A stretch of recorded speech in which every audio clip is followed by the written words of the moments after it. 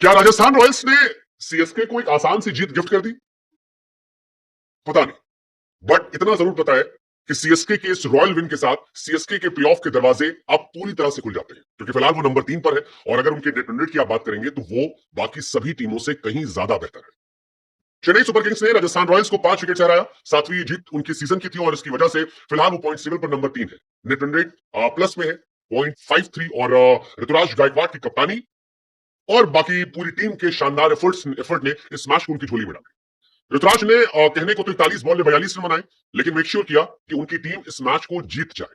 हालांकि इस मैच के बाद सोशल मीडिया पर न जाने क्यों फिक्सिंग फिक्सिंग शुरू हो गया। कई लोग ऐसे हैं जो लिख रहे हैं कि चेन्नई को फाइनल्स में पहुंचाने के लिए राजस्थान ने ये जीत गिफ्ट कर दी, क्योंकि इस हार से राजस्थान को तो फर्क नहीं पड़ता, लेकिन इस जीत से चेन्नई के प्लेऑफ में रहने की कहानी जो है बदल जाती है। हालांकि सब कहने की बात है, इसमें कितनी सच्चाई कितना झूठ न इसको हम समझते हैं, ना हम जानते हैं और ना इस पर हम टिप्पणी करेंगे। हाँ, इस बात पर हम टिप्पणी करेंगे कि आज राजस्थान रॉयल्स की बल्लेबाजी में इंटेंट नहीं था, क्योंकि अगर इंटेंट होता तो जायसवाल 21 पे 24 रन बनाते, बटलर 25 बॉल पे 21 रन बनाते और संजू सैमसन 19 बॉल पे 15 रन बनाते।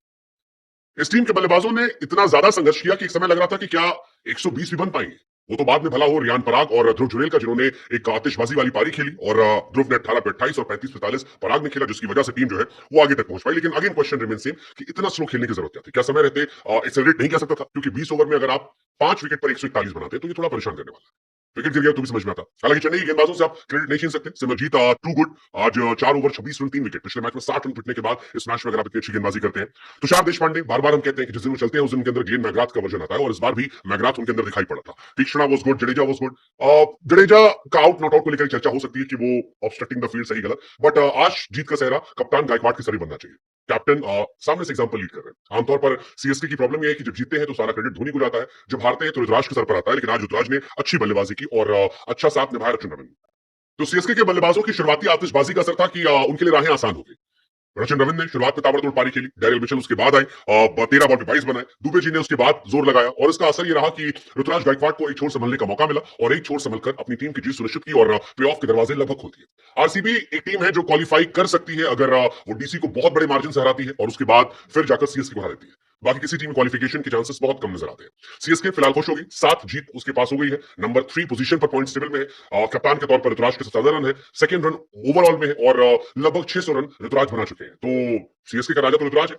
संजू सैमसन ने हालांकि पोस्ट मैच कहा कि यार पावर प्ले के बाद मैसेज क्लियर था कि थोड़ा तेज करना है। हमें लगा था कि 170 के आसपास हम जाएंगे, लेकिन 20-25 रन कम बनाए हमने। सिमरजीत कमाल थे और हमें समझ में नहीं आया। ये बैटिंग फर्स्ट हमने की थी कि हम अच्छा खेलेंगे, बट बैटिंग फर्स्ट का फायदा हमें नहीं मिला। शायद विकेट को हम समझ नहीं पाते। मेरे समझ में बात क्या आई कि यार इंडियन प्लेयर्स जब भी कहते हैं कि हमें विकेट समझ में नहीं आया, आप पूरे साल इंडिया में खेलते हो, पूरे साल ऐसा कैसे पॉसिबल है कि आप आईपीएल में विकेट नहीं समझ पाते हो? आई मीन आप साल भर यही घूम घूम के खेलते हो, हर साल आईपीएल होता है, 10 साल से आप क्रिकेट खेल रहे हो, फिर भी एक पर्टिकुलर पिच आपको समझ में नहीं आती। थोड़ा समझ से परे।